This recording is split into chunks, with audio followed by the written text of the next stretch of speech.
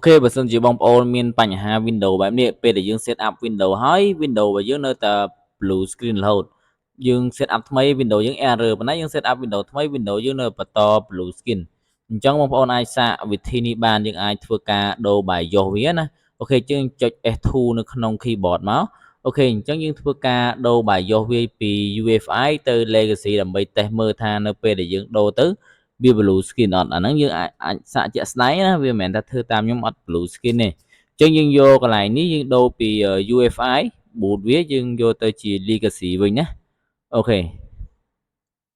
បន្តមកទៀតយើងចុច apply មកហើយយើងចុច OK មកអូខេបន្តធ្វើការចុច exit អូខេអញ្ចឹងបន្ទាប់ពីយើងចុច exit ហើយយើងចាប់ដើមធ្វើការចុច S12 ដើម្បីធ្វើការ boot Windows របស់យើងចេញពី USB អូខេអញ្ចឹងយើង select USB storage device មក legacy boot ហ្នឹងណាអូខេដើម្បីទៅរក USB របស់យើងអូខេអញ្ចឹងយើងធ្វើការ press enter មកអូខេបន្តមកទៀតយើងនឹងឃើញ Windows របស់ខ្ញុំជាច្រើនដែលខ្ញុំប្រើ Ventoy ដើម្បី boot មកទី Windows អញ្ចឹងកន្លែងហ្នឹងខ្ញុំអាចប្រើ Windows Crack មកខ្ញុំប្រើ Windows 10យើងអាចដែលមាន Office ស្រាប់ណាអូខេ Windows នេះ full ហ្មងវាអត់ត្រូវការ Crack អីទៀតទេយើង full ស្រាប់ download មកបន្តទៀតយើងធ្វើការចុច continue ទៀតមកដើម្បីធ្វើការ boot ចេញពី USB flash drive របស់យើងណាអូខេយើងធ្វើការរងចាំតិចទៅវានឹងធ្វើវាកំពុងតែធ្វើការ boot អញ្ចឹងកន្លែង keyboard layout នេះណានេះកន្លែងហ្នឹងយើងយក United States International ដើម្បីវា support គ្រប់ភាសាទាំងអស់ហើយចុច next មកបន្តទៀតធ្វើការចុច install អូខេអញ្ចឹងបន្ទាប់មកដល់កន្លែង install យើងធ្វើការរងចាំទៅវាកំពុងតែធ្វើការ setting up ណាកំពុងតែ set up is starting អូខេយើងរងចាំកន្លែងចុច accept វាណា accept and license theme យើងចុច next មកបន្តទៀតយើងចុចកន្លែង custom install ណាអូខេបន្ទាប់ពីចុច custom install មកវានឹងឃើញ partition ជាច្រើនអញ្ចឹងកន្លែងហ្នឹងសំខាន់ណារឿង data របស់យើងណាបើយើងអត់មានទេអត់អីទេតែបើយើងមានយើងត្រូវប្រយ័ត្ន data ត្រាយណាដែលយើងគួរលុបត្រាយណាដែលយើងមិនគួរលុបណាអូខេយ៉ាត់ជលុបចំត្រាយ D អីអំបិលហើយអូខេអញ្ចឹងកន្លែងហ្នឹងមកមាន data ទាំងអស់ខ្ញុំលុបចោលទាំងអស់មកអូខេអញ្ចឹងខ្ញុំបង្កើត partition ថ្មីមកខ្ញុំចុច apply អូខេមកណាអូខេអញ្ចឹងខ្ញុំធ្វើការចុច next ទៀតមកអញ្ចឹងវាចាប់ដើមធ្វើការ install Windows នៅក្នុង hard disk របស់យើងហើយអូខេអញ្ចឹងមកដល់កន្លែងហ្នឹងយើងអាចរើស region កន្លែងហ្នឹងយើងយក United States ក៏បានយើងយក Cambodia ក៏បានដែរហ្នឹងស្រាប់ចិត្តយើងណាអញ្ចឹងខ្ញុំរក Cambodia មកខ្ញុំឲ្យថាឃើញ USA ហើយយើង set USA អូខេអញ្ចឹងកន្លែងយក Cambodia មកណាអូខេនេះ Cambodia ណានេះ Cambodia អូខេអញ្ចឹងចុច yes មកណាអូខេបន្ទាប់ពីយើងចុច yes យើងជ្រើស keyboard កន្លែងហ្នឹង keyboard កន្លែងហ្នឹងយើងយក United States International មកយើងចុច yes មកហើយកន្លែងនេះយើងអាច add keyboard មួយទៀតមកយើង add keyboard ខ្មែរយើងមកយើងរក keyboard ខ្មែរមក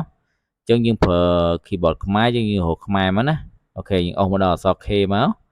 យើងនឹងឃើញខ្មែរនោះនៅលើអូខេ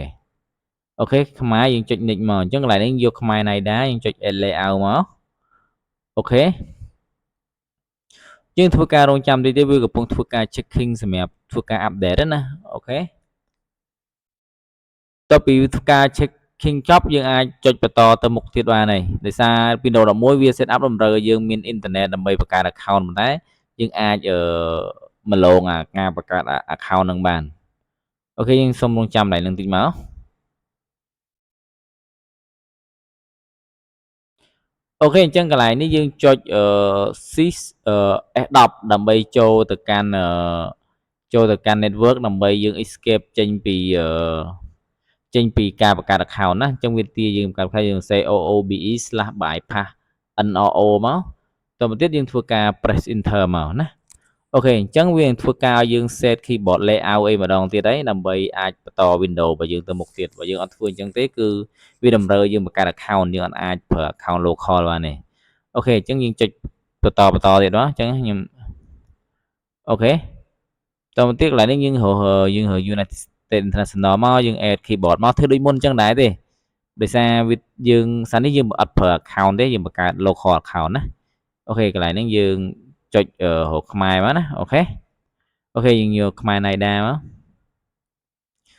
អូខេអញ្ចឹងកន្លែងនេះយើងចុច I don't have internet ណាយើងអាចចាប់ទៅមាន continue with limit setup មកអូខេអញ្ចឹងកន្លែងនេះដាក់ឈ្មោះ PC របស់យើងថាយើងដាក់ computer របស់យើងឈ្មោះអីគេណា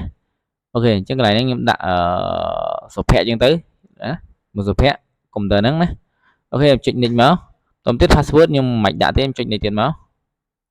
អូខេអញ្ចឹងកន្លែងនេះយើងបិទទាំងអស់មកដើម្បីកុំឲ្យម៉ាស៊ីនយើង slow ជាងទៅវា run out service ទាំងអស់ហ្នឹងក៏អាចឲ្យម៉ាស៊ីនយើង slow បានដែរខ្ញុំបិទទាំងអស់មកចុច accept ណា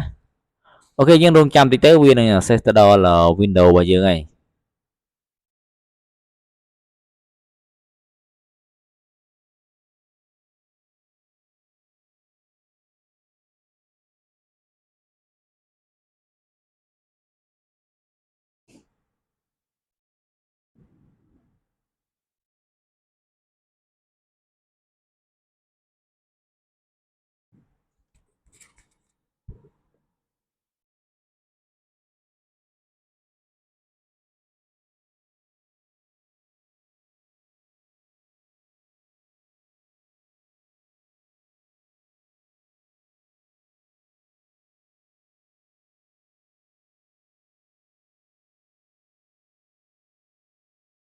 អូខេអញ្ចឹងវា access ទៅដល់ window អញ្ចឹងយើងបាន window មួយអញ្ចឹងតាក់ទង driver window អីយើងគ្រាន់តែ